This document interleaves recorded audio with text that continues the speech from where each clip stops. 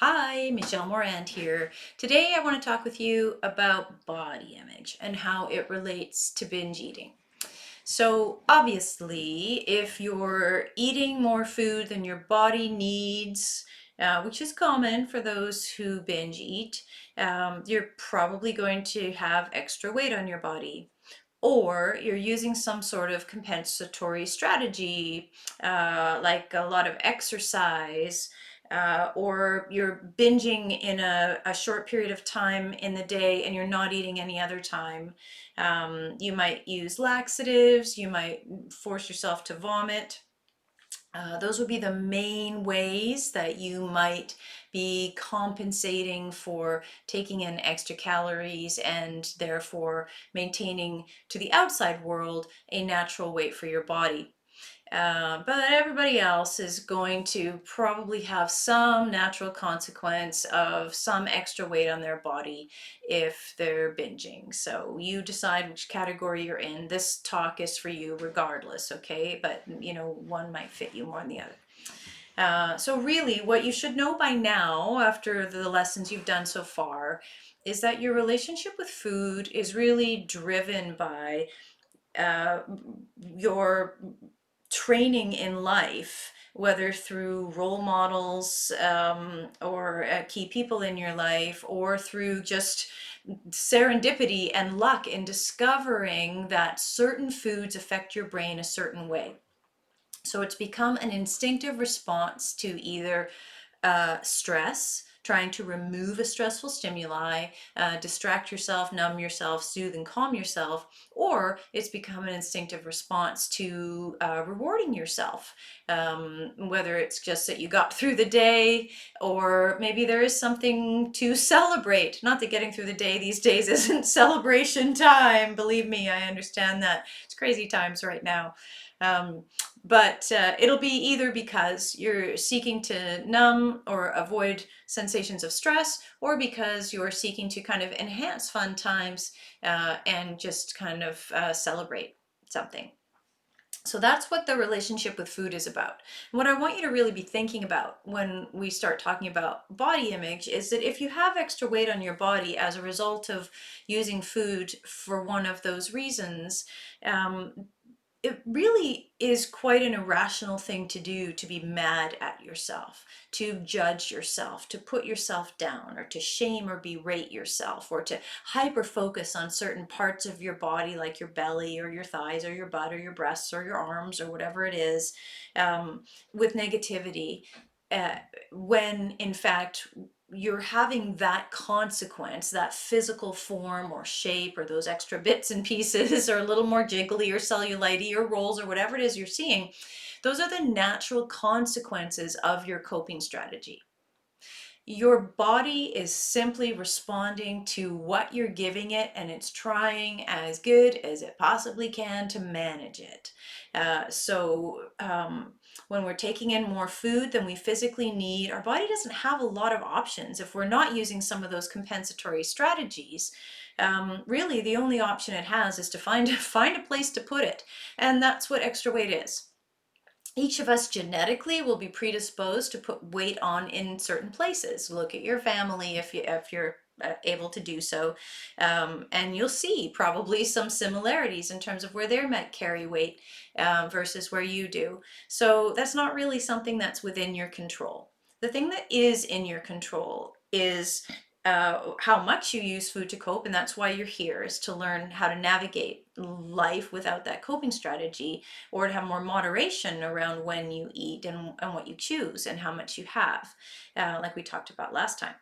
Um, so it really doesn't make sense to give yourself a hard time for where you're at physically. Uh, because you come by it honestly through the use of these coping strategies to try to manage life. If you could have done something differently or better, you would have, I promise you. So you're here now. That's what we want to celebrate.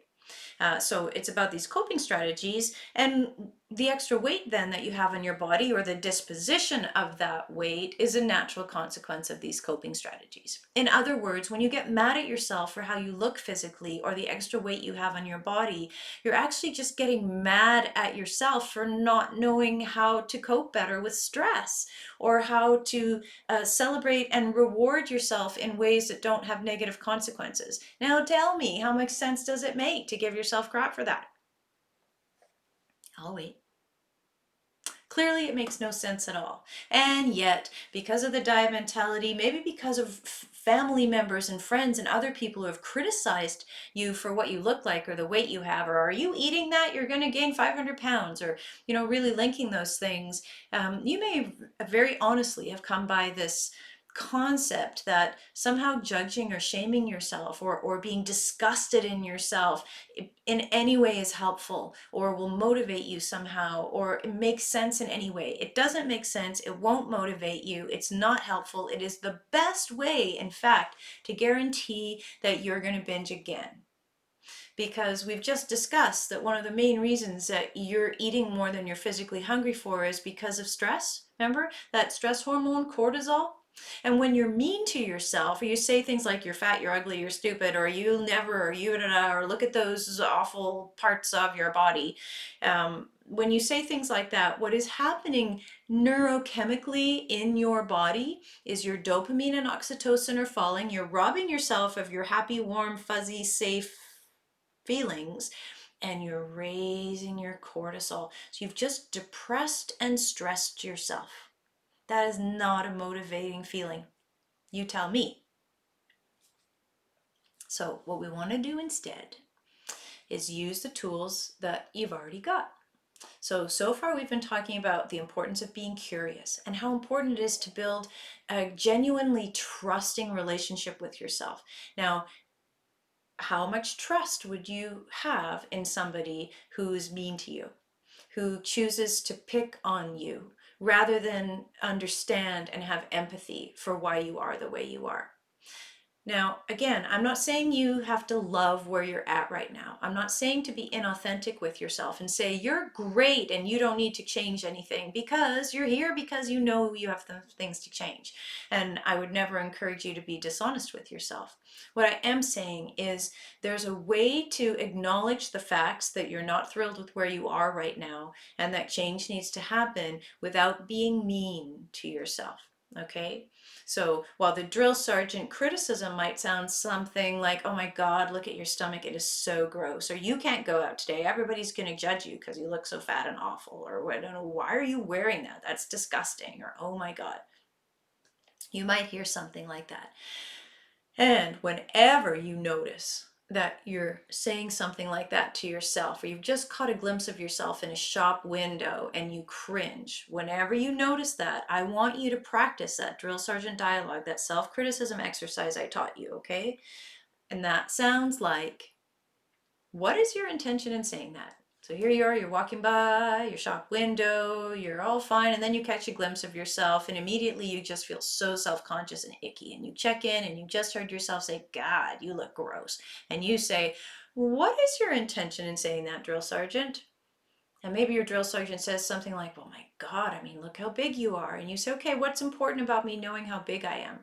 And your drill sergeant says, well, you need to do something about that. And you say, okay, well, what's important about me doing something about that? Well, gosh, I mean, people are going to judge you, and, that's just terrible. Okay, well, what's important about people not judging me? Well, then you'll feel bad about yourself. Okay, well, what's important about me not feeling bad about myself? Well, I want you to be happy. Okay. So, drill sergeant, when you say, oh my God, you look awful, what you're really trying to say is you want me to be happy. And you're worried that I'm not going to be happy because I'm not my best self right now? Is that what you're trying to say? Okay. Well, next time you want to tell me that you want me to be happy and you're concerned that I'm not going to be happy where I am right now, or that I'm not happy, maybe you could just say that. Or maybe you could just encourage me to keep doing exactly what we're doing right now with this program, because this is actually going to help me to feel better about myself more grounded, more trusting, more aware in myself, bring down that stress hormone, raise that dopamine and oxytocin, and make it a lot easier for me to manage my life without needing to eat to cope. Okay? That's an example of how that exercise might go. In your handout for today, I've actually written out a couple examples of those conversations for you to use as templates. But if you go through the exercise that I just did, the what's your intention in saying that and what's important about that and so on, you'll come up with your own start and end statements and you'll be able to fill in the blanks, I'm sure. But pardon me, by all means, go ahead and use the examples that I've given you. They're excellent, they work really well. Ultimately, what I want you to remember is your body is the way it is because of how you have felt compelled to handle life. To be cruel to yourself, to be mean, to punish, to berate, to shame, to judge yourself lowers the happy hormones, raises the stress hormone, and this is defeating. This makes you feel hopeless and despairing. It takes you out of your adult brain where you can reason and make good choices, and it puts you in this survival stress mode where you just need to check out. You need to get away from yourself. So, however well intended you are with those self motivating conversations, they're not working. And your best bet is to just acknowledge anytime that you're having those thoughts about your body, really just stop and have that dialogue with yourself. Hold yourself accountable to be honest about what you're really trying to achieve. And you will feel, I promise you, you will feel a visceral shift in your body. You'll be like, oh, okay, that's what I'm really up to. There's so many more effective ways for me to do that. It'll be so much easier for you to take care of yourself and so much easier for you to feel hopeful and purposeful and stay on target. Okay? So, you've got the exercise in your handout for today. If you have any questions, you can post them in the Facebook group. You can save them for our weekly Zoom. I'd be happy to answer them there. Just do your best. And fundamentally, just remember your primary goal right now, first and foremost, is to remain curious, to always be wondering, not assuming. Be curious. How am I feeling right now? Where is this coming from? What was I just thinking, or what might have just happened that could be influencing how I'm feeling right now? And what would be a reasonable or appropriate response to that? I don't have to take that action right now, but let me just get clear on that. I guarantee you, as you start making that your knee-jerk response to feeling unsettled or to thinking about eating or to having a bad body thought, when you just start naturally responding with that kind of curiosity, you are going to experience a whole new state of being, a nice sense of groundedness, a nice sense of inner peace and trust and confidence, and you will be in charge of your relationship with food. Have a good day.